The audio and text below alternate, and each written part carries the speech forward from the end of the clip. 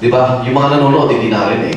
And hindi naman ito-tolerate ng management ng GMA na maging ganun ka-irresponsible naman, di ba? So, ang sabi ko, ano nyo in writing na ito yung concern nyo, and pakipag-set kayo ng meeting, pero ibigay mamaya yung number ng executive producer ng investigator. And i-ano mo na in advance na mukhang may reklamo sa inyo na gano'n. And basta malaman lang naman, ganun ba? Oo nga, no? Diba? Kasi like ako minsan nagagalit din ako eh.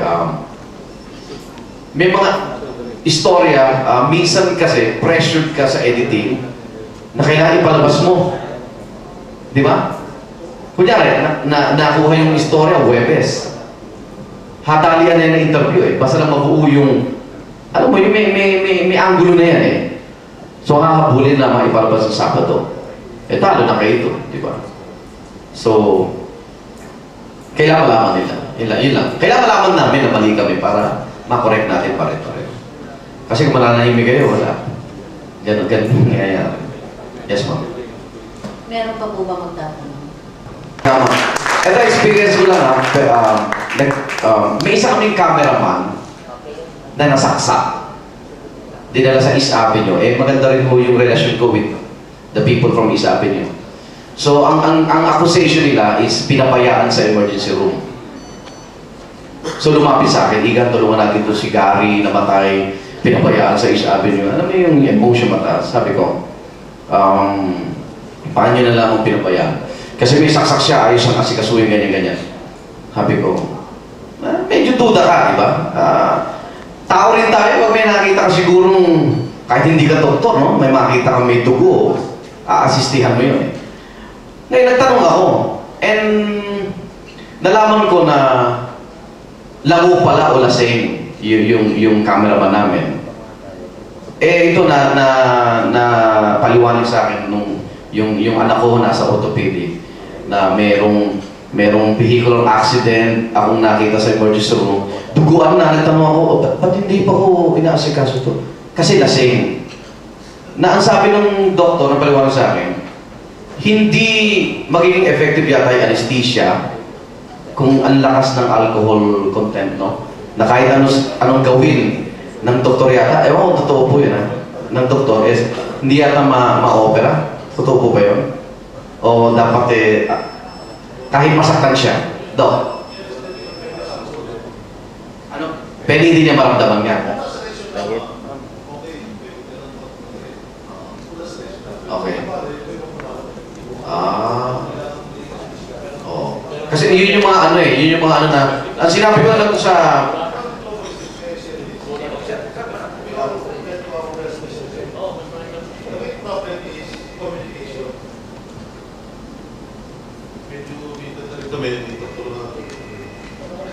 Ang napasin ko naman sa nag-respect, yung communication.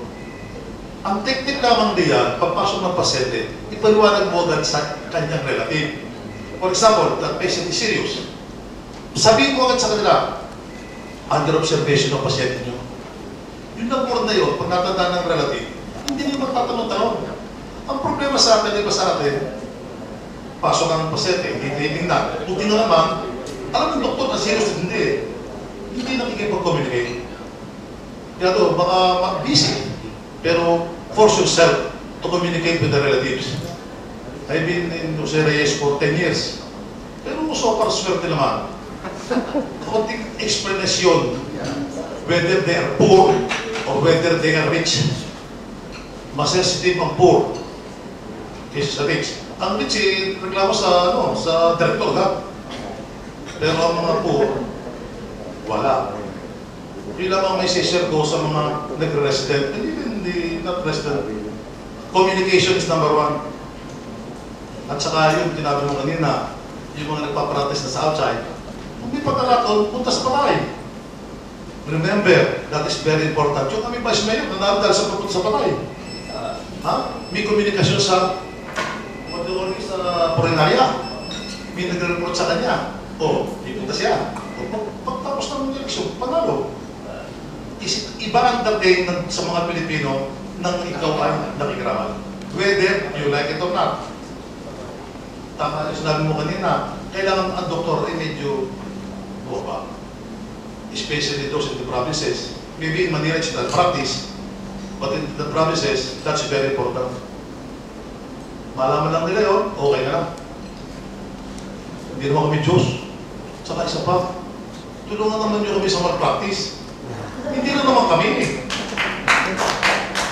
Malpractice ng journalism, malpractice ng abogado, malpractice ng ninyo, everybody is involved. Ano nangyayari sa atin? Kami lang natin napupura maybe because of life.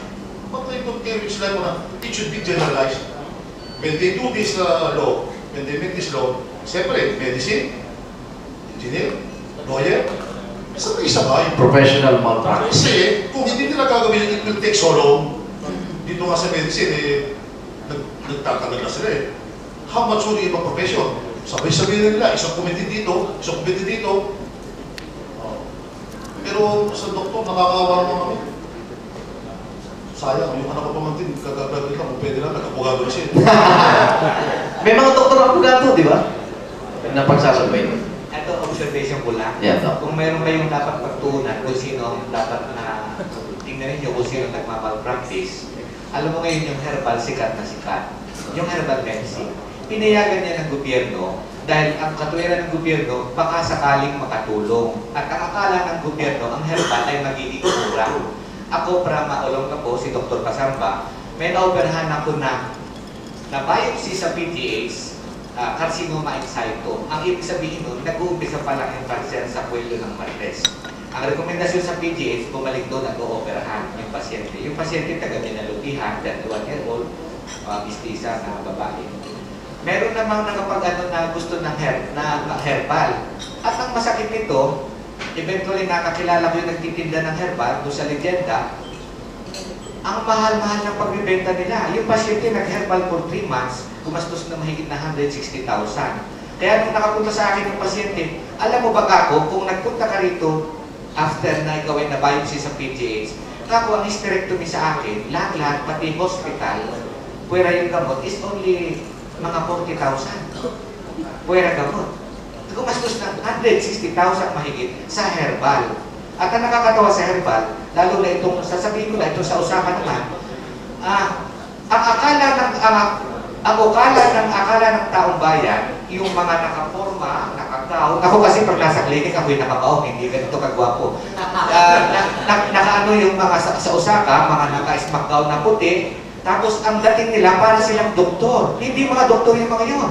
Yun ay mga tindero. At ang nakakatawa niyan, obserbahan nyo, magpadala ka na may arthritis, may high blood, may diabetes, may cancer, ang ibibigay na gamot siya hindi pare-pareho. At ang isang punta mo doon, you'll spend mga 4,000, 5,000, 6,000 per consultation. Nakakalusot yung mga yan, ewan ko kasi ang bobo ng PMA namin, hindi nila padala ng ispiya. Kasi ang palusot nila, they are not practicing medicine. Pero maglagay ka lang ng tape recorder, makikita mo, kung yung pasyente may dating gamot, ipapatigil nila at kayo po ay gagamutin ko. The moment you said kayo po ay gagamutin ko, that is practice of medicine. And they are not licensed. And they are not even doctors. But they are raising millions. Salamat po, Dok. Sino pwede magparating ng reklamo nito? Bigyan niyo ako ng ano, di ba? Oo. Yeah. Ang huling katanungan, Igan, Sige. bago tayo magtapos. Ay, okay. Salamat. Sa iyong sariling pananaw, sa iyong sariling, ano ang masasabi mo dun sa mga responsible journalist or broadcaster na wala nang ginawa kundi araw-araw na lang kami binobroadcast sa radyo, araw-araw, para napakasama na namin lahat. No, araw-araw nagsasabi ng mga kaso, kung ano-ano. Sa'yo ba, anong masasabi mo sa ganitong mga broadcaster or journalist na